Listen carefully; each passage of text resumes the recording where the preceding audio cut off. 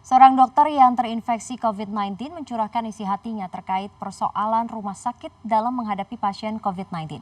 Ia meminta rumah sakit untuk jujur dan terbuka, sementara itu Ikatan Dokter Indonesia mencatat hingga saat ini sebanyak 37 dokter meninggal dunia akibat COVID-19.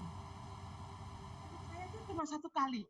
Kalau saya tidak memperjuangkan nyawa, tentunya nyawa-nyawa perawat, dokter, dan nakes yang lain itu akan menjadi taruhan.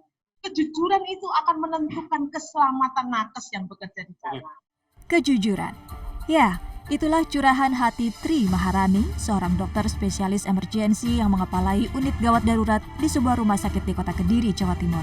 Dokter Maharani tak menyangka dirinya tertular COVID-19 dari pekerja laundry yang menjadi pasiennya.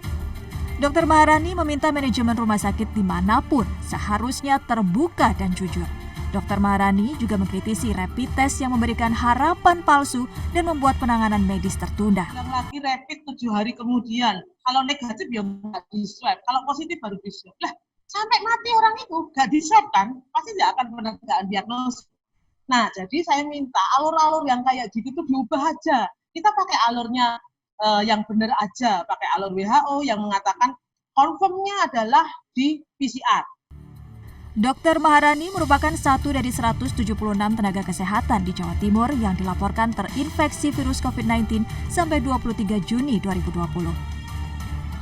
Sementara di Palangkaraya, Kalimantan Tengah, sebanyak 29 tenaga kesehatan terpapar COVID-19. Mereka dinyatakan positif COVID-19 setelah hasil swab test keluar. Para tenaga kesehatan tersebut berstatus dokter, perawat, dan bidan yang bekerja di puskesmas maupun rumah sakit rujukan COVID-19 Kota Palangkaraya. Mereka kini masih menjalani perawatan isolasi di rumah sakit rujukan COVID-19.